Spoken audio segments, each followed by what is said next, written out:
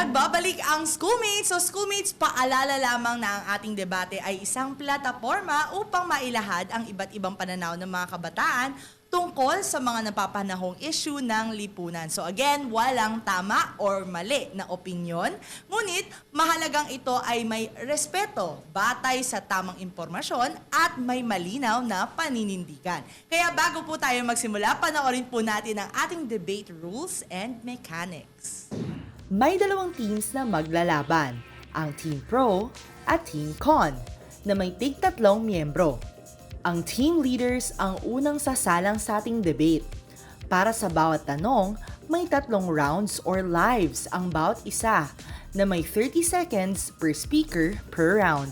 Kapag sobrang intense at walang gustong magpatalo, we activate the bonus round. 1 minute and 30 seconds yan na free flow discussion. Meaning, bahala na magsagutan ang magkabilang panig. Pero kung halimbawa, hindi na makarebat ang naunang debater, pwede siyang mag-buzz para palitan ng ibang team member. Ito ang twist. Bilang mga host, may kapangyarihan kaming mag-buzz sa gitna ng laban. Kung medyo off, boring, o hindi kami satisfied sa sagot ng sinumang debater, we can buzz you out at papalitan ng ibang team member. Kaya make sure na hindi lang matalino ang sagot nyo. Dapat klaro, direkta at convincing. Bring your best arguments. Okay, Schoolmates, oras na para sa unang bahagi ng ating debate. Number 1 question natin ay, ang pagtataas ba ng buwis sa mga mayayaman or yung mga higher social classes ng ating bansa ay makakatulong talaga upang mabawasan ang agwat ng mayayaman at mahirap sa Pilipinas? Marcos. Alam niyo po, no, ang Pilipinas ay isa sa may pinakamataas na inequality rates sa Asia-Pacific region. Kaya nga ang aming proposisyon ay ang implementasyon ng wealth tax para magkaroon ng pagkuklose ng gap sa pagitan ng yaman ng mga ultra-rich and rich sa pagitan ng middle class and ng poor. So, ini-implement natin ito upang mag-generate tayo ng tax revenue na sapat para ma-achieve natin ang universal healthcare and education upang tulungan nating iangat ang ating middle class. Aaron. Naniniwala ang oposisyon sa kasalukuyang panukalang ito na sa panahon ngayon, isa sa mga pinakamahirap gawin ay ang pagbubuwis ng maayos sa mga mayayaman. Isa po sa mga pinaka-napapansin namin ay ang mataas na tax evasion rate sa loob ng ating bayan at ang kakulangan ng kapasidad ng pamahalaan na mag-pursue dahil sa mga institutional rules and policies kagaya na lamang ng Bank Secrecy Law and Foreign Deposit Act that leads to the difficulty of our Department of Justice to pursue tax evaders and other form of corrupt activities in our country. So, ang wealth tax ay isang form ng progressive taxation na makikita natin ngayon na ina-apply na sa mga Nordic countries. Okay. Ang wealth tax ay isang comprehensive. Kumbaga, mayroon itong real property tax, estate tax, inheritance tax, kung saan i-close natin yung current tax loopholes na mayroon sa ating sistema. Sa tulong na rin ng mga ahensya ng pamahalaan tulad ng Department of Finances na Tax Watch at ng BIR Watch List. Marcos, you're done? Sige, Aaron, ano masasabi mo doon? Well, as for us, we recognize the value of wealth tax as one of the most progressive policies that has been implemented.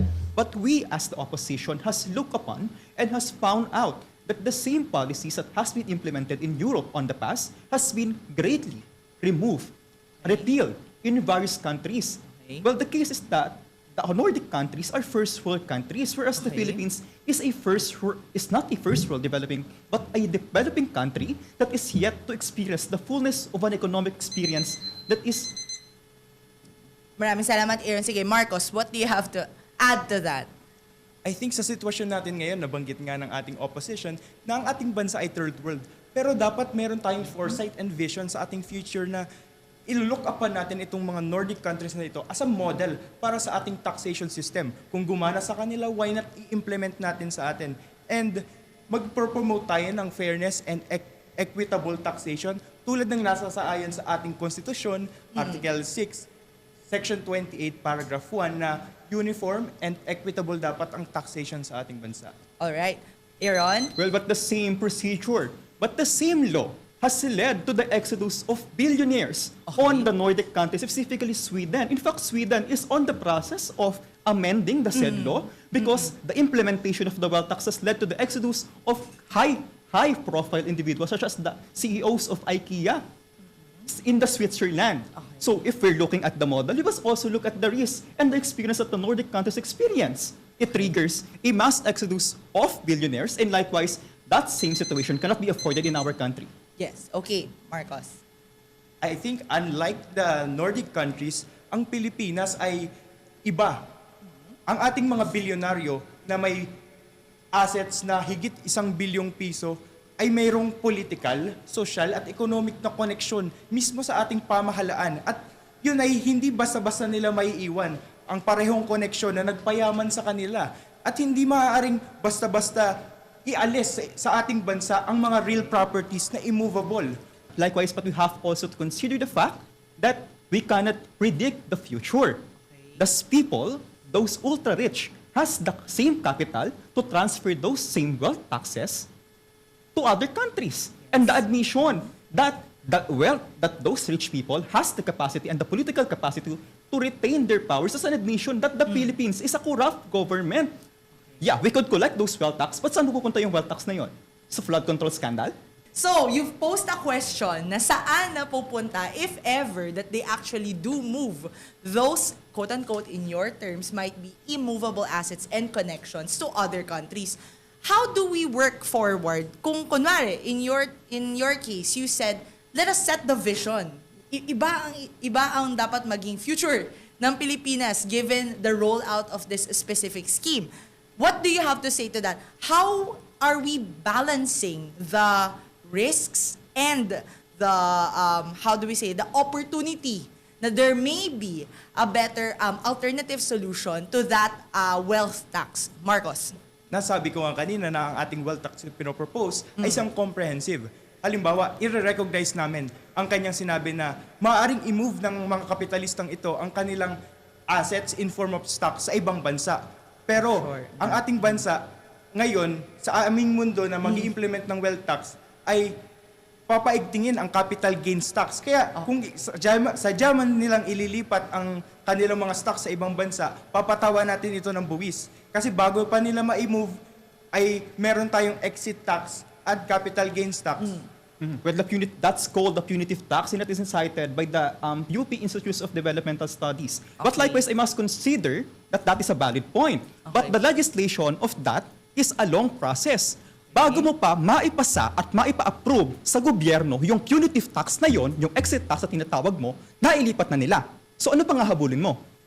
At kung ganun man ang ating gobyerno ngayon na corrupt, hindi ba mas nakakatulong sa atin kung mayroon tayong wealth tax na i-implement?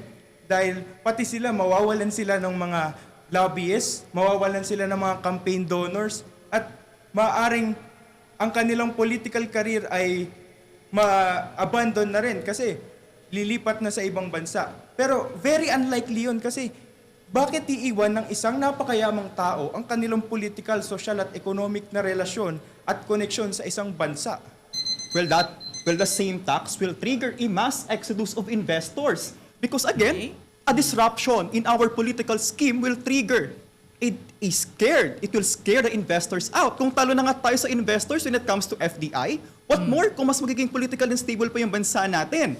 And ito important thing, 66% of our industries and our labor workforce came from the service industry, and those are directly, and 73% of those are privately employed. How much do you think of a problem will it be if that same situation happened? Pag tinaasan mo yung buwis, sino mag-shoulder nun? Is it the rich or ipapasa nila ito sa mas mahihirap? Gaano karaming tao ang mawawalan at gaano kadami sa 73% na yun yung mawawalan ng trabaho? Okay, sige. Thank you so much, Aaron and Marcos. Let's carry the torch on with Sam and Benj.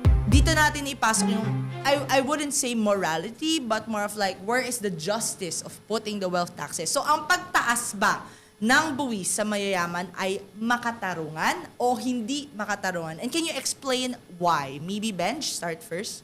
we, the affirmative side, believe na talagang makatarungan ang pagpataw ng buwis sa mga mayayaman. Okay. Number one point is that they have the capacity, they have the ability to pay the taxes. If we supposedly impose the wealth taxes, they have the capacity, they have the money, they have the amount, unlike ang ating mga nasa laylayan, ang ating mga middle income workers, they don't have the purchasing power, they don't have the ability to pay talaga. Kaya mawawala yung burden sa mga middle income, mawawala yung burden sa ating mga marginalized sectors to actually pay the taxes. Okay, salamat. Sam?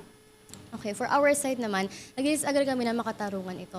Kasi in the first place, paano siya magiging makatarungan kung ang gobyerno natin ay walang state capacity para pag-ilaan sa tama ang mga buwis na nakokolekta? Okay, ngayon, nasa progressive taxation tayo. Meaning to say, kung ano ang income mo, doon nag-vary kung gaanong tax ang ipapataw sa'yo, which is on the highest right now is 35%. Okay, pero don't you know na hindi lahat yon or prominent sa country natin ang tax evasion. According to DOJ or sa proyekto ng BIR na tinatawag na rate, is that meron tayong 900 plus, approximately 900 cases at 10 lang unconvicted doon. Ngayon, sige, may capacity nga ang mga mayayaman na magbayad ng buwis, pero ang tanong, ibabayad nga ba nila ito? Doon tayo sa limitations ng pagbubuwis. Sa tingin natin, if ever, na in your case, you think na makatarungan siya, hanggang saan dapat ba ang pagbubuwis sa mayayaman to still consider that it's justifiable? In your case, given that it's not justifiable, what is the alternative method to still ensure that we keep the economy running? Because that is the main baseline of this entire thing. Wealth taxation is a way to keep the country rolling. So, what would you have to say to that, Benj?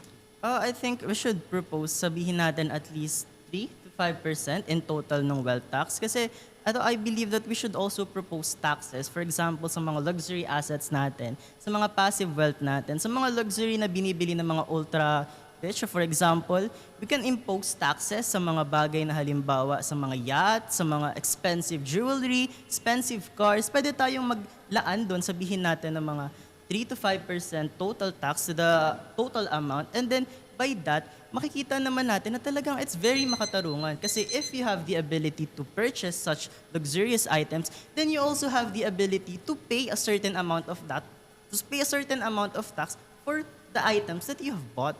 Okay? Okay, first I would like to question yung nabanggit mo kanina na according to PSA. I would like to remind you ko, wala tayong enough parameters o wala tayong mechanism sa gobyerno na nagsasabi or may list na top billionaires. Dahil una, meron tayong Back Secrecy Act. Meaning to say, yung mga accounts ng wealthy or non-wealthy ay hindi na-account ng gobyerno. Kaya nga tayo nagkakaroon ng problem sa transparency. Now, para maging makatarungan tayo when it comes to taxing the people, as of now kasi, the progressive taxation, ang katarungan na siya enough. Kaya lang kasi, yung gobyerno, hindi nila alam kung paano i-handle ang tama. Kaya dapat maipasa natin ang Cadena Law, which is nagpe-pertain ito sa full transparency. And at the same time, yung the information, right to information law. Okay, sige. Sabi natin na one of the na nabanggit nyo na possible na maging effects ng wealth taxation is capital allocation. Pwede nilang ilipat yung kanilang mga assets or anything that might get taxed offshore or wherever there will be less taxes that will be imposed on these specific assets. So, in that case, paano natin gagawing may pangil ang wealth taxation kung meron itong possible risk on entrepreneurship? Ano ang pwede natin gawin para doon? Or, is that an overall good thing for the economy if there are exodus na mangyayari? Because there may be after effects of the influxes of these or entrepreneurial entities in the country as it already is. Benj. I think naman yung paglilipat na, for example, ng mga wealth ng mga iba't iba nating tycoons towards another country, it's very unrealistic. Sure, yung mga stocks, yung mga bonds, and all digital assets that they have, madali lang yan. But we also have to consider their physical properties, such as yung mga mansions, yung mga yachts, and all of those physical na meron sila. And number two, yung deeply embedded na sa Pilipinas, yung kanilang connections, yung kanilang mga partners, yung kanilang mga social networks. So, kung ikaw, tatanungin kita, kung ikaw ay isang entrepreneur na lilipat sa ibang bansa just because of this, would you risk to start over again with no success rate or with no, na wala namang successful rate or pwede kang maging successful? Or would you stay just para makapagbayad lang ikaw ng tax na ini-impose na it is justifiable and fair naman? So, ang topic natin dito right now is about the capital flight. At pag nagkaroon ng wealth tax, malaki ang posibilidad na magkaroon nito. Meaning to say, aalis ang investors, aalis ang investment. Okay? Paano sila matatakot na umalis sa Pilipinas na ito? Well, in fact, they are, most of them, or the ultra-rich, ay gagawa ng paraan para makatakas sa taxes na ito. Meron tayong tinatawag na tax avoidance and tax evasion. So, the tax avoidance is legal and tax evasion is illegal. Sa tax avoidance kasi, ang ginagawa dito is that you have a company here in the Philippines, tapos meron ka rin doong company sa isa pang country, in which, para makamenu sa tax na ibabayad na,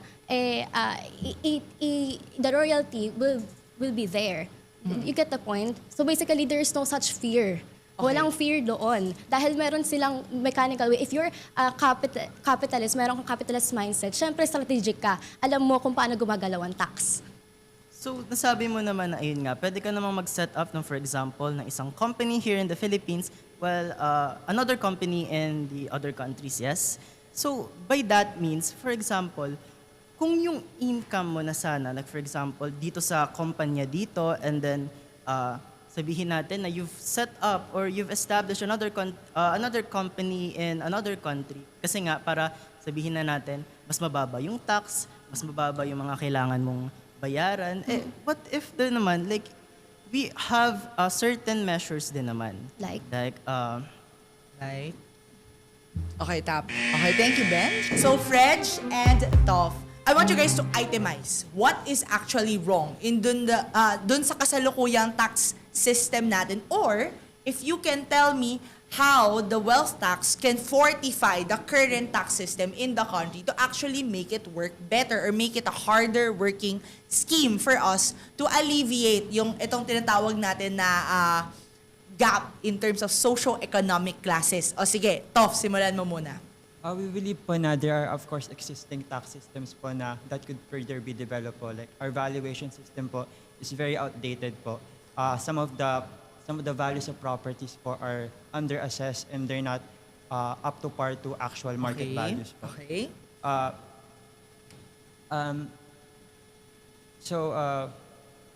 Do you think the tax system currently in the Philippines is enough, given I've already posed one example, valuation tax? Ano pa? How is the wealth tax gonna make it better? The wealth tax can make it better po because even though like some long-standing investors po might leave, some foreign new investors po might actually enter because the system would now be predictable po and standardized po, and some investors prefer that po. Okay, sige. Fred? In our vantage naman, siguro hindi pa natin nakikita yung full capacity kung anong tax system na meron tayo ngayon dahil punong-puno tayo ng korupsyon dito sa bansa. According to Pulse Asia on December 2025, Filipinos think, 94% of the Filipinos think the corruption is rampant in our countries. So, and through that, kung ang perspektiba ng mamamayan o ng mga Pilipino ay punong-puno ng korap ang gobyerno. Okay. Sige. Sige, tuloy mo lang muna. Toldokan mo muna yung statement mo. Go. Okay. Okay ka na, Okay. Fred? O sige.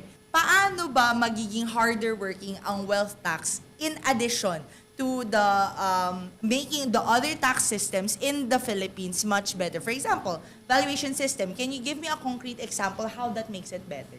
Okay. It could help po because there are some volatile industries po that are prone to boom or bust economic downturns po, and it would really help them po, especially those that are investing in the mining and oil industries, which are volatile industries po, to have a more predictable and standardized valuation system po. Okay. Sige, Fred, balikan natin yung statement mo kanina. Okay. As I was saying earlier, sa palagay nyo ba may state capacity ang Pilipinas para mag-promote or magkaroon pa ng reform ng taxes?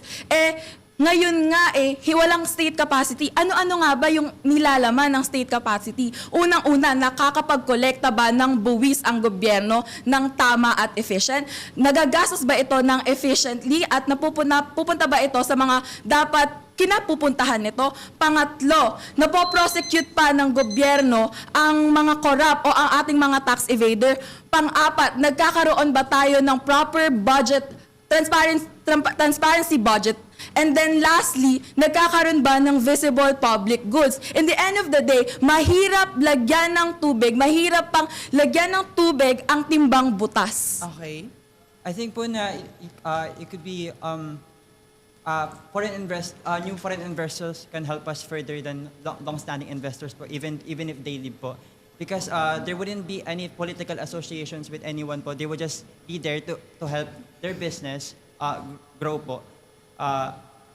Relying on the new modern system that we want to develop as for the valuation systems po. Like for example po, they could provide security in terms of security investment po. Like for example, the data servers that we have po, it could be further developed as to improve our services po and our security, like having a government integrated up po to track all the resources po, to hold our government accountable within themselves. Okay, sige. I think I get what he's trying to say. What do you have to say to that na in terms of the risks versus the opportunity? Parang to them, the opportunity is much, much higher. What do you say is the leverage of not doing the wealth taxation? Given na there's already an existing corruption in the system, what do you think must be the way forward? Unang gusto ko lang sabihin, ano ang kapal ng mukha ng gobyerno para maningil ng dagdag na buwis sa pinagnanakawan nito? As for now, ang Pilipinas, when in terms of VAT, ang may pinakamataas. So, kung as we all know, 12% ang VAT ng Pilipinas na sinundan ng Indonesia na 11%. And then if we're going to look at our recent FDI or foreign direct investment, roughly $8 billion lang ang kinikita ng Pilipinas. Meanwhile, sa Malaysia na 5% or roughly 5% lang ang kanilang VAT ay 24 billion US dollars. So in terms of your standing position, even with the presence of foreign investors or the exodus, it's not a leverage to actually make the Philippines better. What do you have to say to that? I think po that foreign investors would help much further po, because even though there will be some political tensions with long-standing investors with this new system that we're trying to propose po, it would just necessarily mean that the new investors would try even harder to put themselves in a position po that we would choose them over the long-standing investors that we already have po. If that's the case, sana mas palawakin pa natin ang ating perspektiba na hindi lamang mas kino-consider ng ating kahit umalis ang mga long investors natin at yung sinasabi nyo na possibly madagdagan or pumapunta ang mga bagong investors sa ating bansa, tandaan nyo na kino-consider ng isang investor kung corrupt ba ang bansa at kung mataas or mababa ba ang VAT nito. So, bakit naman pupunta ang mga investor dito in the first place kung ang taas-taas ng buwis? Ano pa yung kikitain nila? So, kung isa kang business owner, yung goal mo lagi is to maximize your profit. Pupunta sila dito kasi mas magiging predictable na yung valuation system. Hindi na siya magiging stable, hindi na siya magiging speculative. Magkakaroon ng standardized system na sinusunod ang valuation system natin. And pupunta sila dito because there are still a lot of things na pwede maging innovative, pwede silang i-develop na innovative technologies, properties here in the Philippines na since maraming resources and all. Okay, sige. Maraming salamat, Toph and Fredge, no? So, for now, we'll give you time to reconvene with your teammates and palawagin pa or i-sharpen yung inyong initial statement. So, first of all, grabe schoolmates, ramdam na ramdam natin yung init ng argumento ngayong araw, pero hindi pa dyan natatapos. Dahil sa aming pagbabalik ay mas matinding sagutan at diretsahang palitan ng pananaw ang aabangan nyo sa susunod na round ng ating debate. So ito na yung mga match-up na inaabangan natin. Kaya stay tuned dahil tuloy-tuloy lang ang mainit na talakayan dito lang sa Schoolmates!